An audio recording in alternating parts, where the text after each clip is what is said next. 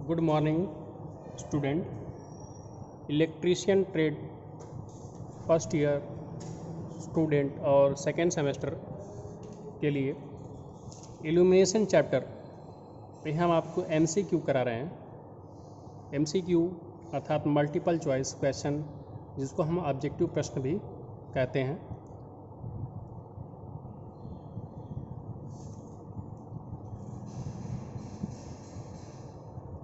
तो चलिए शुरू करते हैं।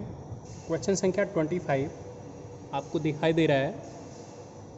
इसमें पूछा जा रहा है कि जो फ्लोरोसेंट ट्यूब होता है उसका जो स्टार्टर होता है उसके अंदर कौन सी गैस भरी होती है। ध्यान दीजिए, ट्यूब स्टार्टर के अंदर गैस भरी होती है। पहला विकल्प है हीलियम, दूसरा नियॉन, तीसरा आर्गन, चौथा इनमें से कोई नहीं। तो फ्लोरोसेंट ट्यूब की स्टार्टर के अंदर जो गैस होती है वो हीलियम गैस होती है, और जो स्टार्टर होता है उसकी भी आपको हमने चर्चा बताया था कि उसमें जो बाई मेटेलिक पत्ती लगी होती है जो हीट के कारण जो है कनेक्ट होती है और फिर ठंडा होने के साथ छूट जाती है। और उसमें ये भी बताया गया था कि जो फ्लोरोसेंट ट्यूब का स्टार्टर होता है उसमें हीलियम गैस भरी होती है। तो अर्थात कि ट्यूब स्टार्ट क्वेश्चन संख्या 25 का जो उत्तर होगा वो ए विकल्प सही होगा। नियॉन गैस इसलिए नहीं होगा कि नियॉन लैंप जो हम इल्यूमिनेशन चैप्टर पढ़ रहे हैं उसमें आपको एक नियॉन लैंप पढ़ाया गया था। उसमें बताया गया था कि इसमें नियॉन गैस भरी होती है, और आपको जो high pressure mercury vapour lamp बताया था उसमें बताया गया था कि मरकरी और आर्गन गैस भरी होती है। तो इन दोनों का यूज़ तो हमने आपको अलग अलग जगह पे बता दिया, और यहाँ पे गैस भरी हुई पूछी जा रही है।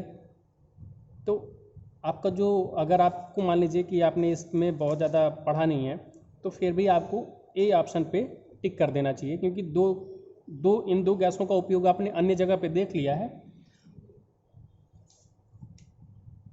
और अगर आप पढ़े हैं तब तो उत्तर दे ही पाएंगे डायरेक्ट। कोई भी ऑप्शन आपको एलिमिनेट करने की ज़रूरत नहीं पड़ेगी। अगला प्रश्न है कि ट्यूब सर्किट में जो फ्लोरोसेंट ट्यूब होता है उसके सर्किट में कंडेंसर लगता है, तो ये कंडेंसर काम क्या करता है। तो पहला विकल्प है कि पावर फैक्टर सुधारने के लिए लगता है, दूसरा है वोल्टेज सुधारने के लिए, तीसरा है ट्यूब को सुरक्षित रखने के लिए, और चौथा है पूरी लाइट देने के लिए।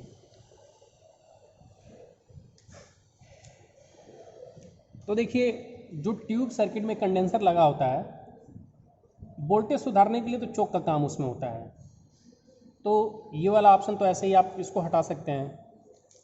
ट्यूब को सुरक्षित रखने के लिए तो आपको बताया गया कि वो आवरण लगा होता है कांच का, तो ये दो विकल्प तो आप ऐसे हटा सकते हैं। अब पूरी लाइट देने के लिए तो ये कोई विकल्प बहुत ज़्यादा इसका आंसर सटीक नहीं लग रहा है, इसलिए जो सबसे सही उत्तर है वो क्या है कि पावर फैक्टर सुधारने के लिए।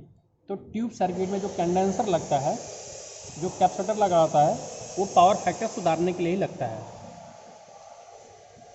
अगला प्रश्न है, रिफ्लेक्टरों का रंग अंदर से होता है, पहला काला, दूसरा सफ़ेद, तीसरा कोई डार्क, और चौथा इनमें से कोई नहीं।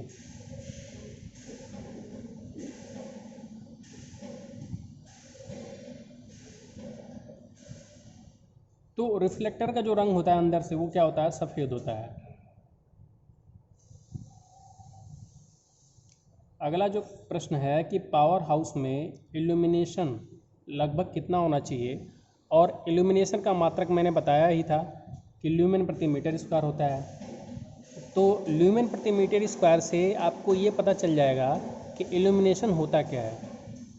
ल्यूमेन किसका मात्रक है, प्रकाश की मात्रा का, और मीटर स्क्वायर किसका मात्रक है, क्षेत्रफल का।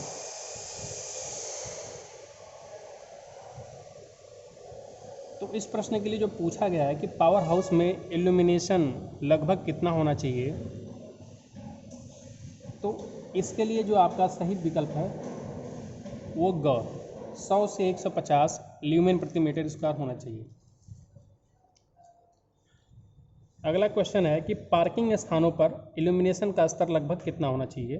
तो देखिए, फैक्ट वाले प्रश्न हैं, इनमें कोई ट्रिक नहीं चलेगा या कोई इल्यूमिनेशन राउंड नहीं चलेगा।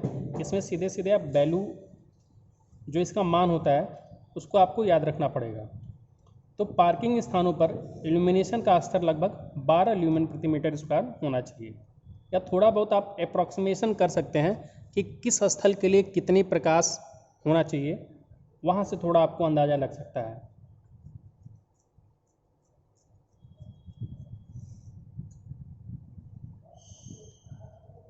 अगला क्वेश्चन है 31। ट्यूब स्टार्टर के सर्किट में कंडेंसर लगा होता है जो कि स्पार्किंग को कम करता है। बी ऑप्शन है पावर फैक्टर सुधारता है। सी ऑप्शन है करंट को सीमित रखता है। चौथा है स्ट्रोबोस्कोपिक असर को कम करता है।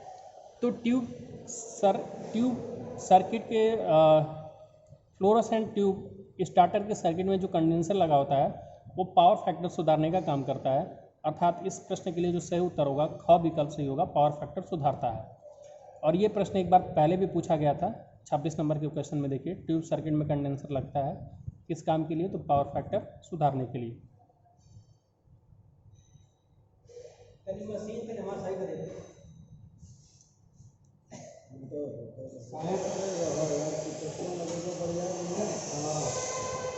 अगला जो क्वेश्चन है कि डीसी आर्क लैंप में इलेक्ट्रोड का व्यास कितना होता है।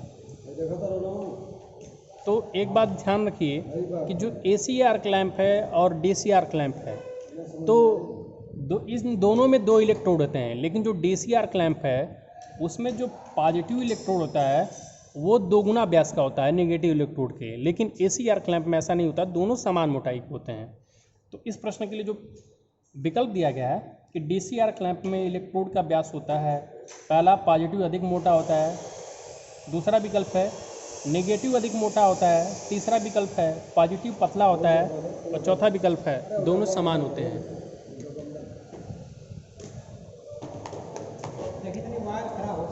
तो जैसा कि हमने पढ़ा है कि डीसी आर्क लैंप में जो पॉजिटिव इलेक्ट्रोड होता है वो नेगेटिव इलेक्ट्रोड के व्यास का 2 गुना होता है, लेकिन इसमें तो उस तरह का विकल्प नहीं है। लेकिन इसमें जो सटीक विकल्प लग रहा है, सबसे उपयुक्त विकल्प कि पॉजिटिव अधिक मोटा होता है, 2 गुना है तो मोटा तो होगा ही। तो इसमें कौन सा ऑप्शन सही हो जाएगा, क ऑप्शन, कि पॉजिटिव जो होगा वो अधिक मोटा होता है।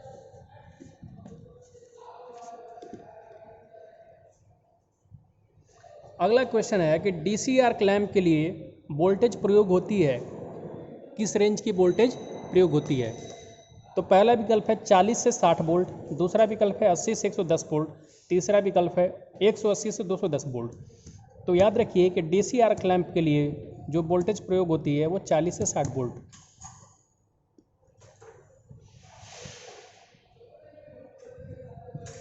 अगला क्वेश्चन है एडिसन स्क्रू प्रकार के लैंप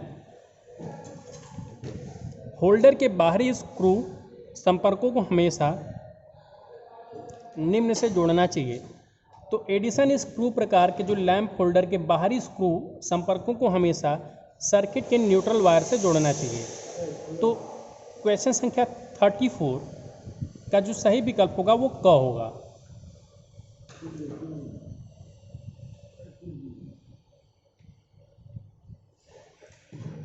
अगला क्वेश्चन है कि एक गैस से भरे टंगस्टन फिलामेंट लैंप को चलाने के लिए निम्न में से क्या तापक्रम होता है। तो इस प्रश्न का सही उत्तर होगा 2300 डिग्री सेल्सियस।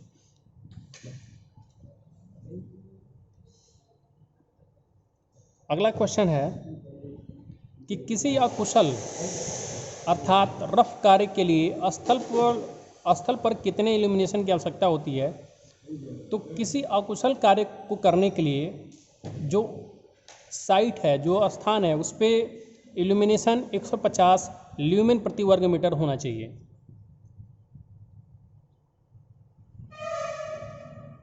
अगला क्वेश्चन है 38।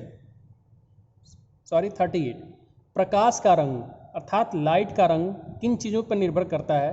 तो पहला विकल्प है वेग पर, दूसरा विकल्प है आवृत्ति पर अर्थात उसकी फ्रीक्वेंसी पर, तीसरा है वेव की लंबाई पर और चौथा है ख और ग दोनों। तो किसी भी प्रकाश का जो रंग है वो उसकी आवृत्ति और वेव की लंबाई दोनों पर निर्भर करता है। तो इस हिसाब से इस प्रश्न का सही उत्तर क्या हो जाएगा, घ। अगला प्रश्न है कि मरकरी आर्गन प्रकार के लैंपों की आयु कितनी होती है? MA का मतलब होता है high pressure mercury vapour lamp with auxiliary electrode. तो इस जो MA प्रकार के मरकरी आर्गन लैंप होते हैं उसमें उनकी जो आयु होती है वो 9000 घंटे होती है।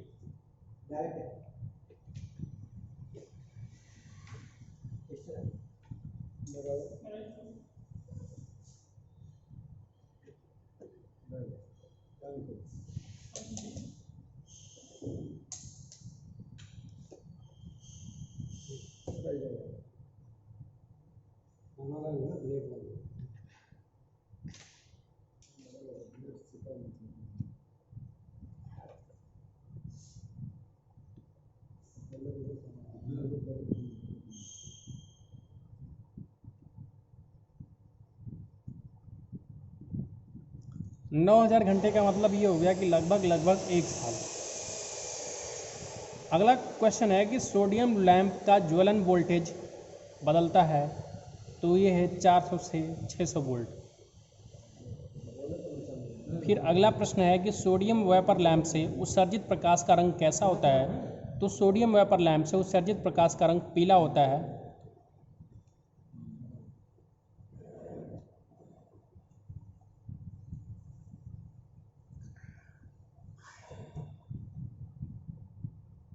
जब 250 वोल्ट 100 वाट के दो बल्बों को 250 वोल्ट की आपूर्ति से श्रेणी क्रम में जोड़ा जाता है तो उनमें से होंगे, पहला पूछा जा रहा है कि तेज प्रकाश होगा, दूसरा पूछा जा रहा है मंद प्रकाश होगा, तीसरा पूछा जा रहा है एक मंद दूसरा तेज होगा और चौथा कोई प्रकाश नहीं होगा।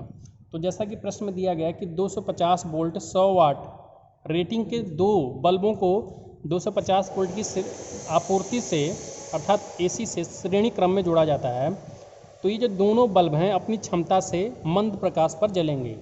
तो इस प्रश्न का सही उत्तर क्या हो जाएगा? मंद प्रकाश। ख ऑप्शन सही होगा।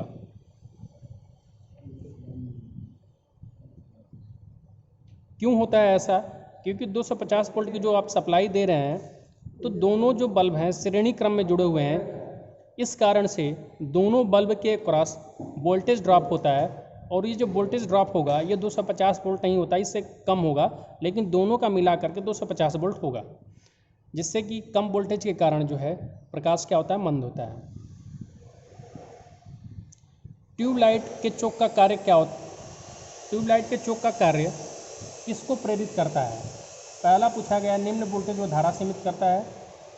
ख विकल्प है निम्न वोल्टेज और धारा को बढ़ाता है। तीसरा विकल्प है वोल्टेज को बढ़ाना और धारा को सीमित करना और चौथा विकल्प है वोल्टेज बढ़ाना और धारा बढ़ाना। तो जो चोक है उसका काम होता है निम्न वोल्टेज और धारा को बढ़ाना। अगला जो प्रश्न है कि निम्न चित्र में X इंगित गैस डिस्चार्ज लैंप के भाग का नाम बताइए। तो ये दो इलेक्ट्रोड लगे हुए हैं, उसके बीच में एक गैस भरी हुई है, इसका नाम बताना है। तो पहला पूछा जा रहा है कांच का सेल होगा, तार में लेड होगा, इलेक्ट्रोड होंगे।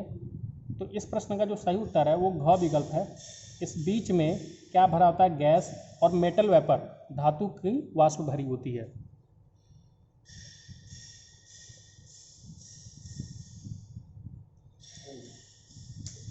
अगला प्रश्न है कि सजावटी लैंप परिपथ के लिए प्रयुक्त ड्रम स्विच का उद्देश्य क्या है? तो सजावटी लैंप सर्किट के लिए जो ड्रम स्विच का प्रयोग होता है उसका काम होता है कि प्रकाश के क्रमबद्ध स्विच ऑन के लिए। अगला जो क्वेश्चन है कि उद्दीपन या उद्दीप्तीकरण की मैट्रिक इकाई क्या है? तो उद्दीपन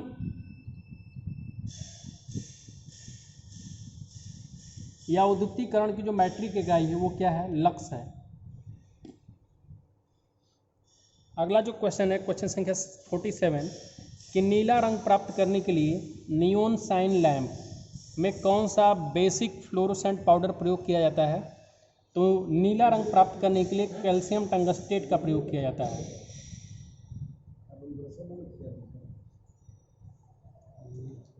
अगला क्वेश्चन है कि सोडियम वेपर लैंप की औसत आयु कितनी है? तो सोडियम वेपर लैंप की औसत आयु जो है वो 6000 घंटे होती है। अगला प्रश्न पूछा जा रहा है कि किस फ्लोरोसेंट ट्यूब के लैंप से स्ट्रोबोस्कोपिक प्रभाव को रोका जा सकता है? तो इस प्रश्न का सही उत्तर होगा 2 ट्यूब लाइटों को लैग लीड सर्किट के रूप में समांतर जोड़कर।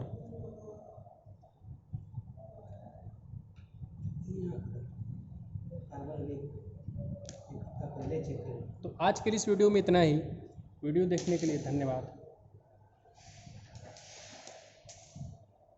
वीडियो तो सही है,